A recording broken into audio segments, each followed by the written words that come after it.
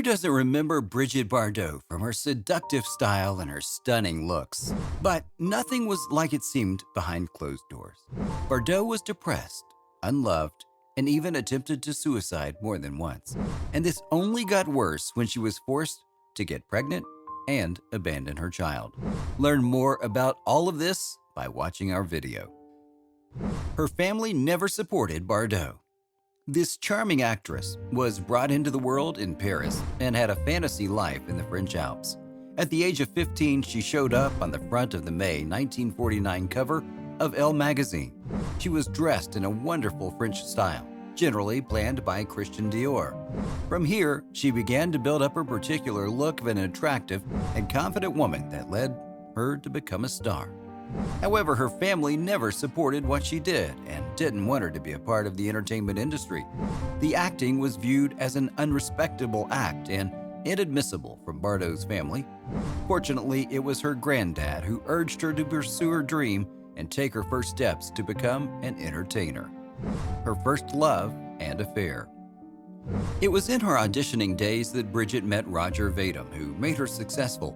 Her chances started to prosper after that when she got an acting proposal for Marc Allegret's film. Shockingly, Bardot didn't get the job in Marc Allegret's film. It seemed like having just great looks couldn't make you an entertainer right away. But Bardot realized how to track down the positive in each awful event. While she was trying out for the role in that movie, she immediately fell in love with the film's director and scriptwriter, Roger Vadim.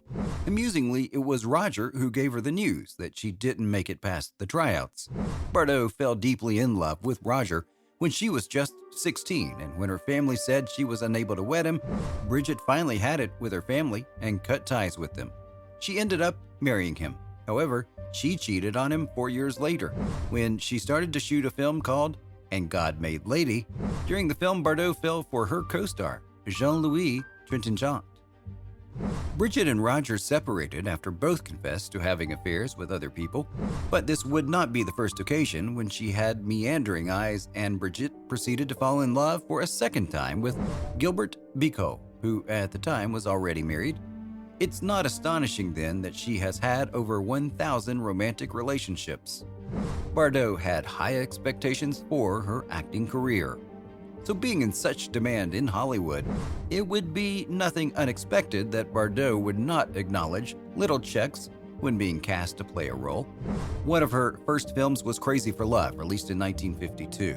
Even though she did not play the lead in the film and just played a secondary character, she still got paid an incredible $50,000. Her regular excellence and appeal were difficult to deny, and even photographic artists couldn't get enough of her. She was considered as the most photographed actress ever. Despite analysis about her acting abilities, Brigitte Bardot turned into a star. She likewise met Queen Elizabeth, and by that point, in 1957, she was an easily recognized name. Bardot initially was a brunette. Yet during the 50s and 60s, it was very stylish to be blonde. Blondes were seen to be the center of attention. During those years, countless young actresses chose to wear blonde hairpieces when showing up before cameras. Bardot didn't do this. Instead, she just dyed her hair forever with peroxide, and it shockingly came to suit her a lot. Her choice to go blonde expanded her chances much more in her acting, even getting her some singing gigs.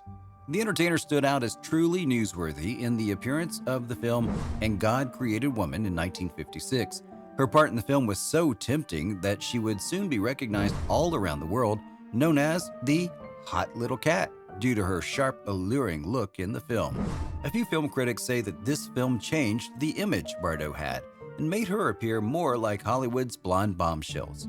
But even though she didn't like to become recognized as such by the media, it didn't prevent Bardot from becoming successful in films. She loved to cheat on her husbands. Bardot's romantic life couldn't get any more complicated than it already was. Separating and having short-lived affairs were the norm for her romantic life. While she was still with her second husband, she would keep an affair with co-star Jean-Louis Trintignant that kept going for around 2 years. Even though she later separated from Roger Vadim to be with her new love interest, they didn't even last 1 year after the separation. The explanation for this is Bardot's other affair with Gilbert Bécaud behind Louis's life. She kept on having more affairs, moving from Gilbert to another vocalist, Sacha Distel, and then later Jacques Charrier, who she acted with in the film Babette Goes to War. She ended up marrying him, and they had a child together. However, at the time, she said, "I'm not made to be a mother. I'm not grown up enough to deal with a kid."